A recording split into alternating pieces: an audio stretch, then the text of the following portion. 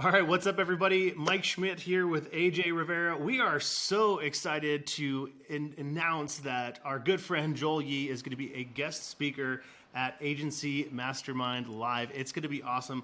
I want to tell you a little bit about Joel. So Joel is a sales specialist, having started his journey by making a super bold decision to join the United States Army as a private first class after graduating from college.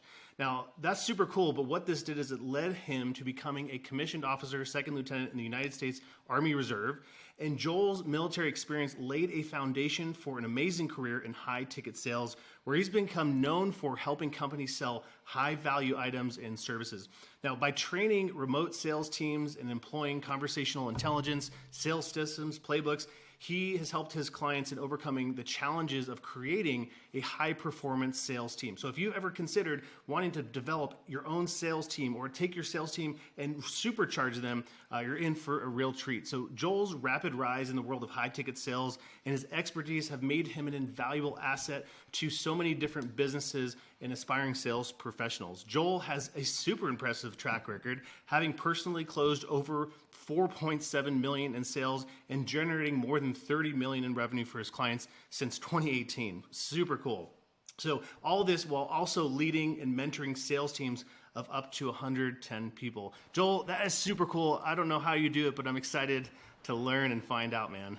Thank you. Hey, thanks for having me here, guys. Super excited to be here and share. Let's go. Joel, awesome. Maybe you can just give us a little bit of background on like your specific role in building sales teams and some of the strategies that you've employed to ensure success with that.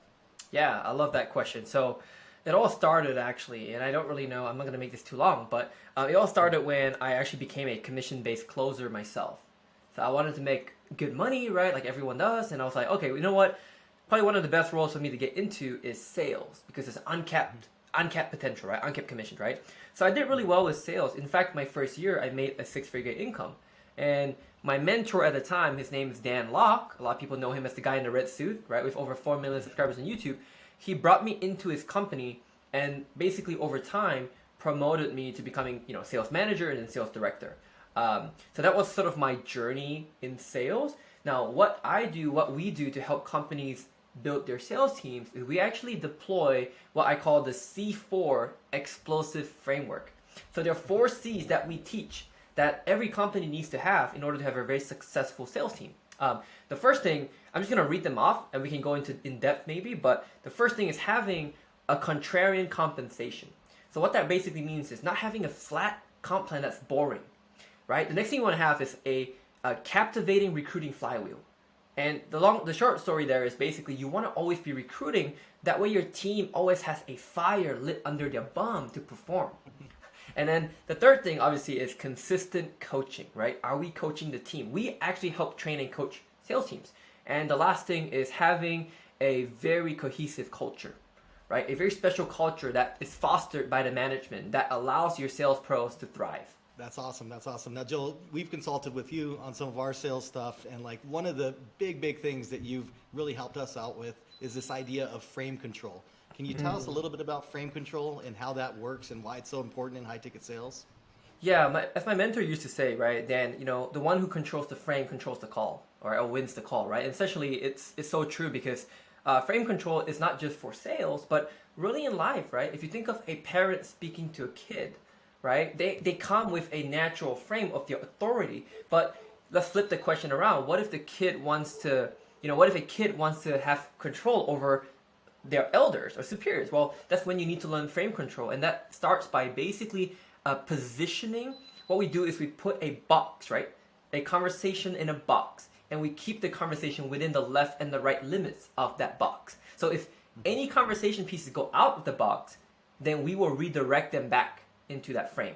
Essentially what that is. And what is the overall benefit of maintaining that frame? Like why is that important to the salesperson and the overall objective of the sale?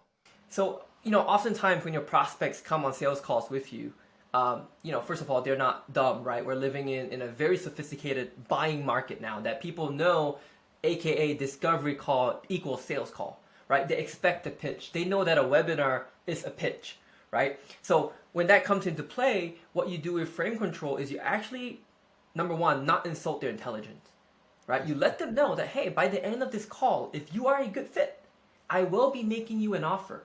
But even if we don't do business today, I'm still going to point you in the right direction. That's an example of a frame control. It's like, hey, you know I'm going to pitch you, but I'm not going to push you, right? So that's the benefit. It's basically not insulting your prospect intelligence and also being upfront and transparent. And that actually helps them to lower their guards down. Joel, one of the common things that we've seen in our community is people feeling bad about selling, and people feeling like maybe they're Right. bothering people, or they shouldn't go back and talk to that customer unless the customer is asking them for help. What do you say to that kind of mindset, and why that might need a change in order to be successful? Yeah, and again, that's a quote that I love, is that if you truly believe in what you do, that you actually get people results, you help impact lives, then you have an ethical and a moral responsibility to sell more of what you do, right? By failing to sell, you're essentially being selfish.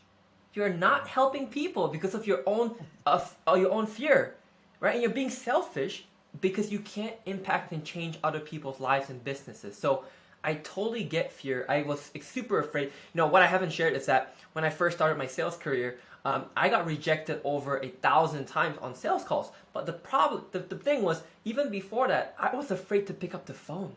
I wouldn't even dare to pick up the phone. So it's something that if you're feeling afraid today, no worries. You can get over that. It's possible, right? You can learn how to be brave and how to be confident in what you do and what you sell. Right. Yeah, and I think it's something where if you're looking at sales as a win-lose scenario, right? If you buy from me, I win and you lose because you gave money, right? I think that's the wrong way to look at it. I think Yes. the frame that you're kind of creating here, is sales should always be a win-win. That it's an equal exchange of value, that I get your money and you get the value of the services that I provide, and ultimately, hopefully, that returns much greater than what you actually invested. Yeah, 1,000% right, Mike. Yeah. So when it comes to managing and growing a sales team, I wanted to jump on one of the C's that you mentioned. You mentioned the flywheel effect, Yes. and I think that for some people, hiring one person is kind of a big enough task, let alone Right. thinking, oh gosh, I have to have this whole machine. Can you say more about what that is and why you see that as so important? Yeah, so with the captivating recruiting flywheel, right? We can use the example of, or the metaphor of let's look at the biggest companies in the world, like Amazon. Well, if you look at Amazon doesn't necessarily now have to create a lot of job posts or job ads, right? People come to Amazon because they want the prestige and the benefits, right? And the income working at Amazon. But for most of us, right, especially in the way we are in our business, we may not be like Amazon. We don't have a line of people waiting outside our doors to apply for our company, right? If we did, we'd be in a different place, right? So you have to create the effect then. So if you don't have what Amazon has, that's still good news. You don't have to be like Amazon. You can create the effect in your own business, but that starts with having captivating recruiting flywheel. It means when you put out job posts into the market, you do it in a way that it attracts good talent, and then you show, right, people like, hey, here's what my sales guys have made. Here's why it's so cool to work with our company. Here's who we help. Here's who we impact. Here's all our testimonials, right? That's how you do it. And that's also the reason why it's important, because when you don't do that, your current sales team can get complacent, can get lazy, can get comfortable. And that's a big recipe for disaster, right, when that happens. So as we kind of wrap up here today, Joel, I'd love for you just to kind of give us a window into what you'll be talking about at the event at Agency Mastermind Live. Yeah, so it's going to be super fun. Like I said, I love sales. I'm passionate for sales. So what we're going to do at Agency Mastermind Live is we're going to make sure that you have, number one, walk away with the actual techniques and skills that we deploy to generate 8 figures every single year, right, for our clients. And number two, we're going to talk about objections, right? All the objections you might face, how do you nullify them? How do you actually, when I say nullify, how do you put it into the ground so that it never comes back up? Which is different than just handling objections, right? And the last thing is obviously frame control, right? How do we control our conversation, even if we are, David against Goliath, even if we're a little boy against our parent, right? How can you control that frame even as, right, someone that maybe you're posturing, maybe you got to talk to someone that's, more advanced or more successful than you, but how do you flip that around? So we're going to cover all that, and I'm super excited to share that. That's very cool. We're really excited too. We've seen you work with our team, and I thought it was going to take a while to get them up to speed, and in one session, similar to what you're going to do, at Agency Mastermind Live, you were able to cause a pretty dramatic impact in our business. So we're super excited for you to share that with our community as well. Yeah, it's going to be great, Joel. We can't wait to see you there, man. Thank you, Mike. Thanks, AJ. See you there. Take care. All right, see everybody there. You got it, guys. If you are on the fence, haven't registered, haven't looked into attending the event, around this video, you'll see a link. And if you're already registered, already coming, it's time to get excited. You get to meet Joel in person, shake his hand, and learn from one of the best in the industry when it comes to sales. So we'll see you there.